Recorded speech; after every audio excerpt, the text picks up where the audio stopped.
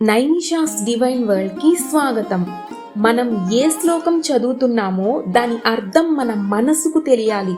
అర్థంతో పాటు అందులోని అంతరార్థాన్ని గ్రహించి జీవితంలో ఆచరిస్తే అదే మన జీవితానికి అమృతం అవుతుంది.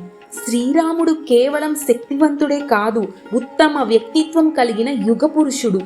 ఆయన ఆదిత్య హృదయాన్ని శ్రద్ధగా ఆలకించి దాని బోధనను ఆచరించి విజయాన్ని సాధించారు. అదేవిధంగా మనము ఆదిత్య హృదయంలోని ప్రతి శ్లోకం యొక్క అర్థం మరియు అంతరార్థాన్ని తెలుసుకొని జీవితంలో ఆచరిస్తే మన జీవితం కూడా సార్థకమవుతుంది. పదండి, ప్రతి శ్లోకంలోని అర్థం మరియు అంతరార్థాన్ని తెలుసుకుందాం. తతో యుద్ధ పరిశ్రాంతం సమరే చింతయా స్థితం రావణం చాగ్రతో దృష్ట్వా యుద్ధాయ సముపస్థితం.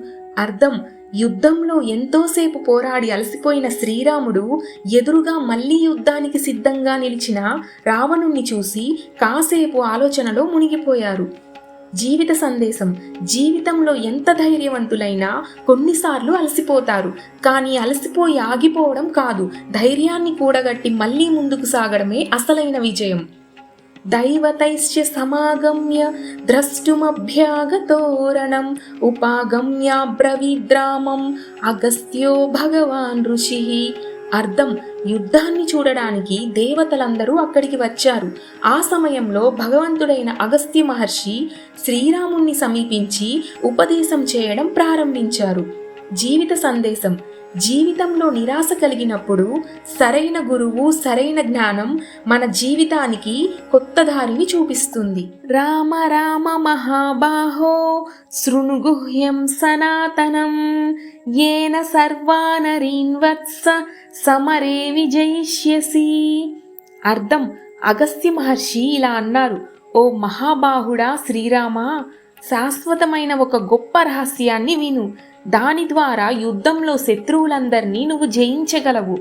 జీవిత సందేశం: ప్రతి సమస్యను జయించే ముందు సరైన జ్ఞానాన్ని పొందాలి. సరైన మార్గదర్శకత్వమే విజయానికి మొదటి అడుగు. ఆదిత్య హృదయం పుణ్యం సర్వశత్రు వినాశనం జయావహం జపే నిత్యం అక్షయ్యం పరమం శివం. అర్థం: ఈ ఆదిత్య హృదయం పవిత్రమైనది. ఇది అన్ని శత్రువులను నాశనం చేస్తుంది. దీనిని నిత్యం జపించే వారికి విజయం, శాశ్వతమైన శుభం, మంగళం కలుగుతాయి. జీవిత సందేశం: మన నిజమైన శత్రువులు బయట ఉన్నవారు కాదు, మన భయం, కోపం, నిరాశ వంటివి మనలోని బలహీనతలు. వాటిని జయించిన వారే జీవితంలో నిజమైన విజయాన్ని పొందుతారు. సర్వమంగళ మాంగళ్యం సర్వ పాప ప్రణాశనం చింతా శోక ప్రశమనం ఆయుర్వర్ధనముత్తమం. అర్థం: ఈ ఆదిత్య హృదయం సమస్త మంగళాలకు మూలం. ఇది పాపాలను తొలగిస్తుంది, చింతను, శోకాన్ని శాంతింపచేస్తుంది. అలాగే ఆయుష్ను, ఆరోగ్యాన్ని పెంపొందించే ఉత్తమమైన స్తోత్రం. జీవిత సందేశం: శాంతమైన మనసే నిజమైన మంగళం. భక్తితో చేసే ప్రార్థన మనలోని చింతను తగ్గించి ధైర్యంతో జీవించే శక్తినిస్తుంది. రశ్మిమంతం సముద్యంతం దేవాసుర నమస్కృతం పూజయస్వ వివస్వంతం భాస్కరం భువనేశ్వరం. అర్థం: కిరణాలతో ప్రకాశిస్తూ ఉదయించే దేవతలు మరియు అసురులు కూడా నమస్కరించే, లోకాలకు వెలుగునిచ్చే సూర్యభగవానుణ్ణి భక్తితో ఆరాధించు.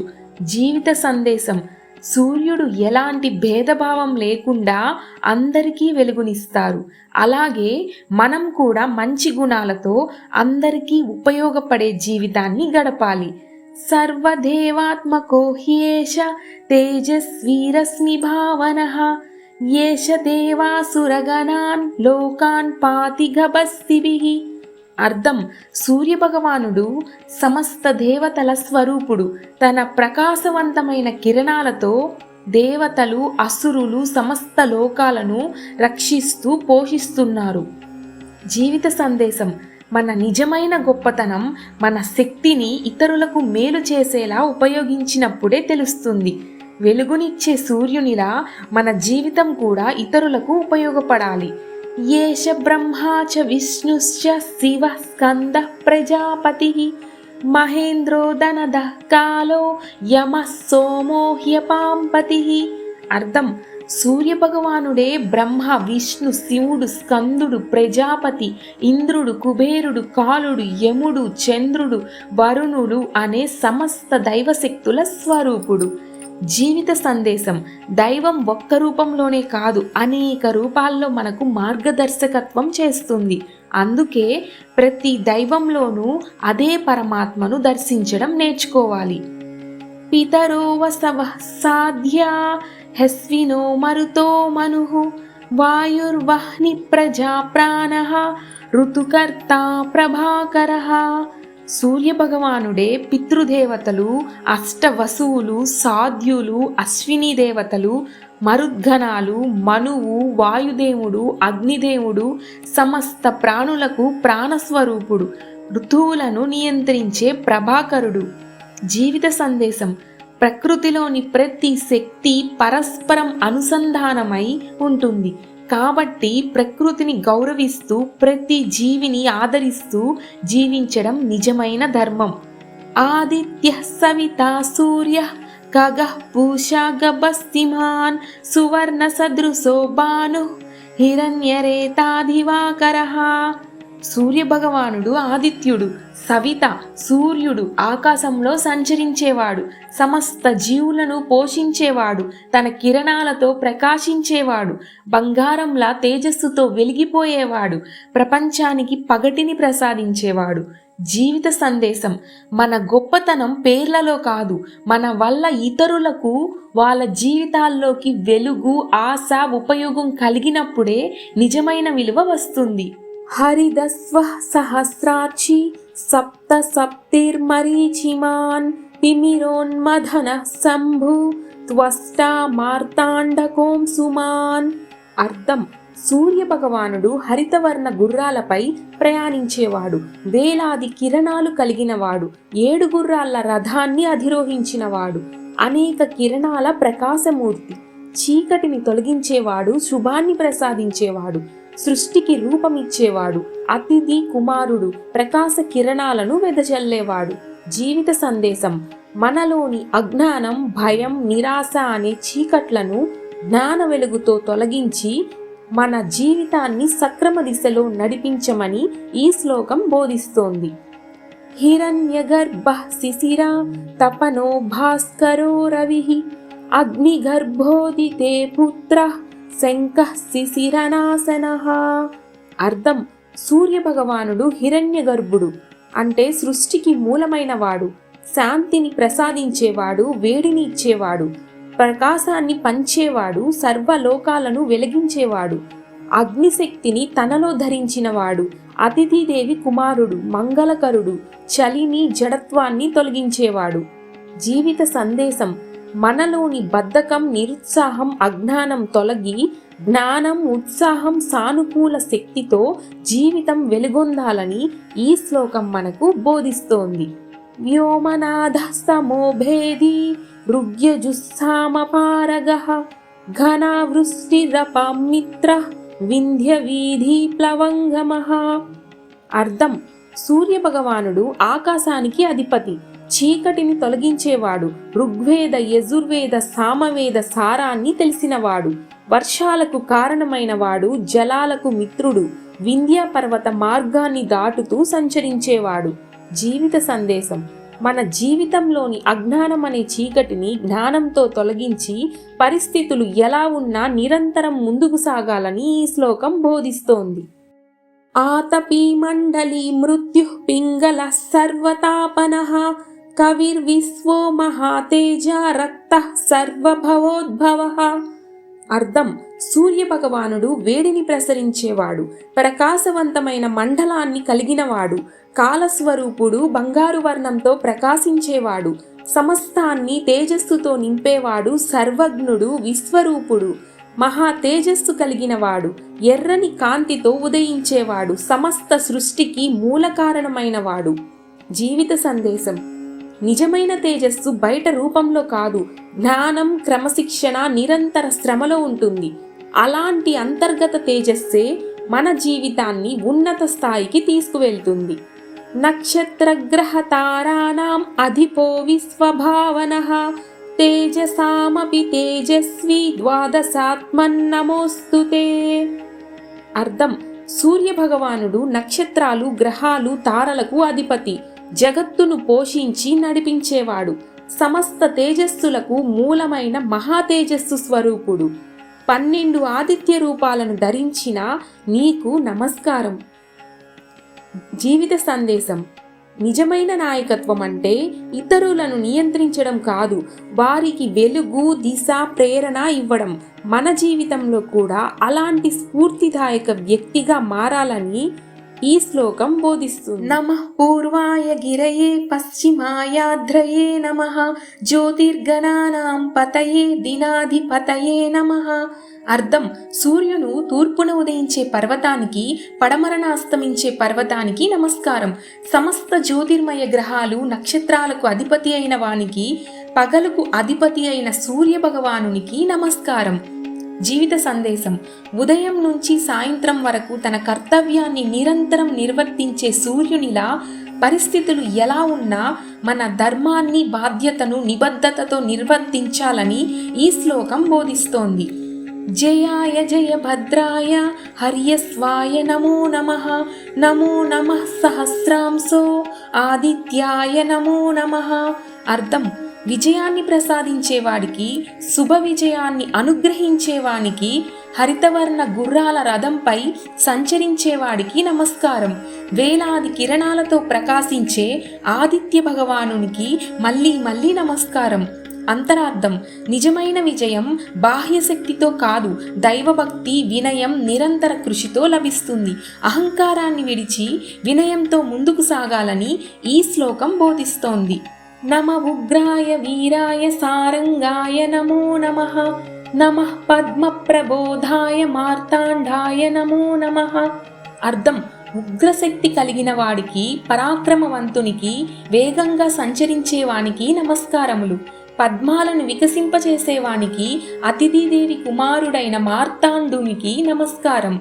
జీవిత సందేశం: మనలోని ధైర్యం, శక్తిని మేల్కొలిపి నిద్రించిన ప్రతిభను వికసింపచేస్తేనే జీవితం సార్థకమవుతుంది. మన సామర్థ్యాన్ని వెలికి తీయాలని ఈ శ్లోకం బోధిస్తోంది.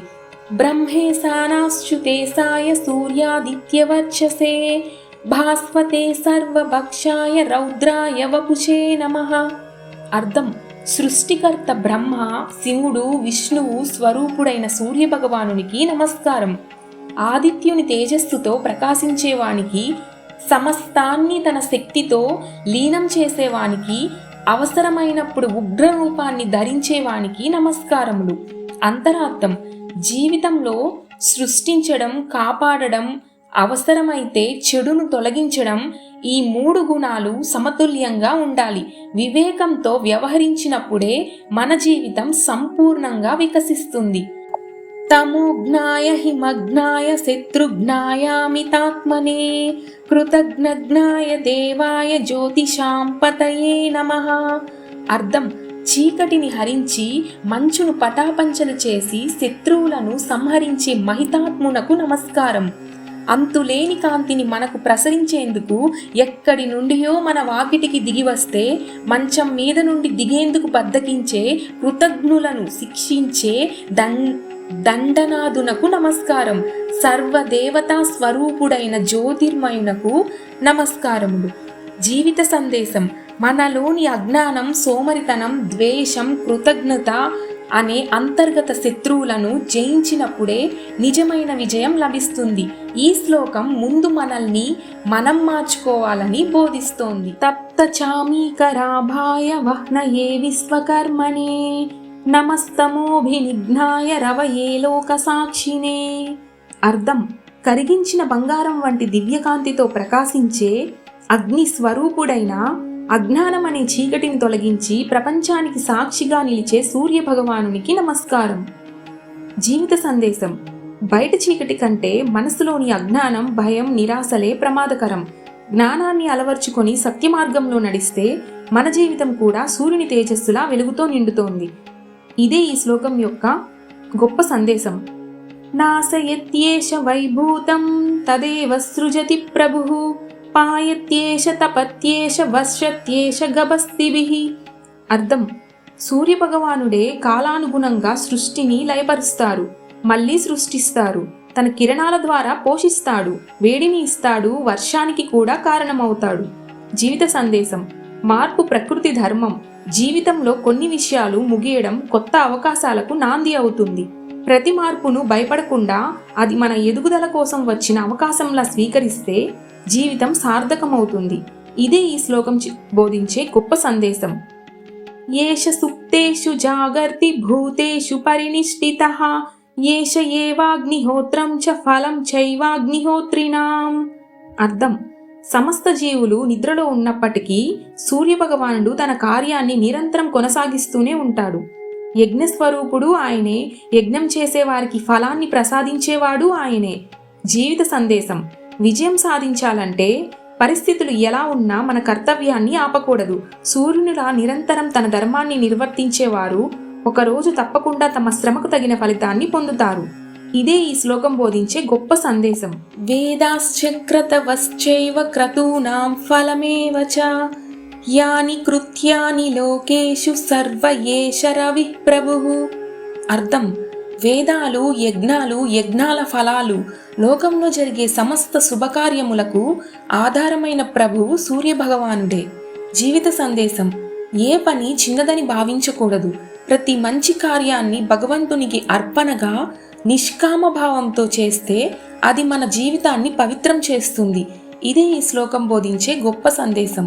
ఏన మాపత్స్యు కృచ్ఛ్రేషు కాంతారేషు భయేషు చ కీర్తయన్ పురుషః కశ్చిన్నావసీదతి రాఘవః. అర్థం: ఓ రాఘవ, ఆపదల్లో, కష్ట సమయాల్లో, అడవుల వంటి క్లిష్ట పరిస్థితుల్లో, భయాల మధ్య ఈ ఆదిత్య హృదయాన్ని స్మరించే మనిషి ఎన్నడూ నిరాశ చెందడు. లైఫ్ టిప్: జీవితంలో కష్టాలు రావడం సహజం, కానీ భయానికి, నిరాశకు లొంగకుండా భగవంతునిపై విశ్వాసంతో ధైర్యంగా ముందుకు సాగితే ప్రతి సమస్యకు మార్గం కనిపిస్తుంది. పూజయస్వైనమేకాగ్రః దేవదేవం జగత్పతిం ఏతత్త్రిగుణితం జప్త్వా యుద్ధేషు విజయిష్యసి. అందువలన ఏకాగ్ర చిత్తముతో జగత్పతి, దేవాది దేవుడైన ఈ ఆదిత్యుణ్ణి పూజించాలి. ఈ ఆదిత్య హృదయం అనే స్తోత్రమును 3 పర్యాయములు జపిస్తే విజయం చేకూరుతుంది. లైఫ్ టిప్: విజయం కేవలం శక్తితో రాదు, ఏకాగ్రత, భక్తి, నిరంతర సాధనతోనే వస్తుంది. మనసు చంచలంగా కాకుండా ఒక లక్ష్యం వైపే నిలిపి దైవ విశ్వాసంతో కృషి చేస్తే జీవితంలోని ప్రతి పోరాటంలో విజయం మనదే. అస్మిన్ క్షణే మహాబాహో రావణం త్వం వదిష్యసి ఏవముక్త్వా తథాగస్త్యో జగామ చ యథాగతం. అర్థం: ఓ మహాబాహుడా, ఈ క్షణం నుండే నీవు రావణుణ్ణి జయిస్తావు అని చెప్పి అగస్త్య మహర్షి వచ్చినట్లే తిరిగి వెళ్ళిపోయారు. జీవిత సందేశం: సరైన జ్ఞానం, దైవ విశ్వాసం, ఆత్మవిశ్వాసం కలిసిన క్షణం నుంచే విజయం ప్రారంభమవుతుంది. జీవితంలో గురువు చూపిన మార్గాన్ని నమ్మి ధైర్యంగా ముందుకు సాగితే ఎంత పెద్ద సవాలునైనా జయించవచ్చు. ఏతచ్ఛ్రుత్వా మహాతేజ నష్ట శోకో భవత్తథా ధారయామాస సుప్రీతః రాఘవః ప్రయతాత్మవాన్. అర్థం: ఆదిత్య హృదయ ఉపదేశాన్ని విన్న వెంటనే మహా తేజస్సు కలిగిన శ్రీరాముని శోకం తొలగిపోతుంది. ఆయన ఎంతో ఆనందంతో, ఏకాగ్రతతో ఆ ఉపదేశాన్ని హృదయంలో నిలుపుకున్నారు. జీవిత సందేశం: జ్ఞానం వినడం మాత్రమే కాదు, దాన్ని హృదయపూర్వకంగా స్వీకరించి ఆచరించినప్పుడే మనలోని భయం, నిరాశ తొలగిపోతాయి. సరైన ఆలోచన మనసుకు బలం ఇస్తుంది. ఆ బలమే విజయానికి మొదటి అడుగు. ఆదిత్యం ప్రేక్ష్య జప్త్వా తు పరం హర్షమవాప్తవాన్ త్రిరాచమ్యస్సు చిర్భూత్వా ధనురాధాయ వీర్యవాన్. సూర్యభగవాను దర్శించి ఆదిత్య హృదయాన్ని జపించిన శ్రీరాముడు అపారమైన ఆనందాన్ని పొందారు. ఆచమనం చేసి పవిత్రుడై తన ధనస్సును తీసుకుని ధైర్యంగా యుద్ధానికి సిద్ధమయ్యారు. దైవస్మరణ మనసుకు శాంతిని ఇస్తుంది, కానీ విజయాన్ని సాధించేది మన కర్తవ్యాన్ని ధైర్యంగా ఆచరించడమే. ప్రార్థనతో పాటు కార్యాచరణ కూడా ఉంటేనే జీవితంలో నిజమైన విజయం లభిస్తుంది. రావణం ప్రేక్ష హృష్టాత్మా యుద్ధాయ సముపాగతం సర్వయత్నేన మహతా వదే తస్య ధృతో భవత్. రావణుణ్ణి చూసిన శ్రీరాముడు ఉత్సాహంతో యుద్ధానికి ముందుకు సాగాడు. అతన్ని సంహరించాలని దృఢ సంకల్పంతో తన శక్తినంతా వినియోగించేందుకు సిద్ధపడ్డాడు. భయం తొలగిన తర్వాత కూడా విజయం దానంతట అదే రాదు. దృఢ సంకల్పంతో పూర్తి శక్తి సామర్థ్యాలతో కార్యాచరణలోకి దిగినప్పుడే లక్ష్యాన్ని చేరుకోగలం. అదర వీరవదన్నిరీక్ష రామం ముదితమన పరమం ప్రహృష్యమానః నిశిచరపతి సంక్షయం విదిత్వా సురగణ మధ్యగతో వచస్వరేతి. శ్రీరాముణ్ణి చూసి సూర్యభగవానుడు ఎంతో సంతోషించాడు. రావణుని అంతం సమీపించిందని తెలుసుకొని దేవతల మధ్య నిలబడి త్వరగా ముందుకు సాగు అని ఆశీర్వదించారు. లైఫ్ టిప్: ధర్మం, దైవ విశ్వాసం, దృఢ సంకల్పంతో ముందుకు సాగే వారికి ప్రకృతి కూడా అనుకూలిస్తుంది. మనం సరైన మార్గంలో నడుస్తూ కర్తవ్యాన్ని నిబద్ధతతో నిర్వర్తిస్తే విజయం మనకు తోడుగా నిలుస్తుంది. బాహ్య శత్రువులనే కాక అంతర శత్రువులను కూడా అవలీలగా జయించేందుకు ఆదిత్య హృదయం అమోఘమైన అక్షర సాధనం. పాపాలను శాపాలను పోగొట్టి కష్టాలను తీర్చి ఆయుష్ను పెంచే సప్తనీయ స్తోత్రం ఆదిత్య హృదయం. అటువంటి అమోఘమైన స్తోత్ర రాజ్యాన్ని రామభద్రునకు ఉపదేశిస్తూ లోకంలో ఆదిత్య శక్తికి గల ప్రాశస్త్యాన్ని అగస్త్య మహర్షి మంత్రాల వంటి మాటల్లో వివరించారు. తాను వెలుగుతూ జగతిని వెలిగింపచేసే భాస్కరుణ్ణి నమ్ముకుంటే ఏ లోటు ఉండదు. ఓం శాంతి.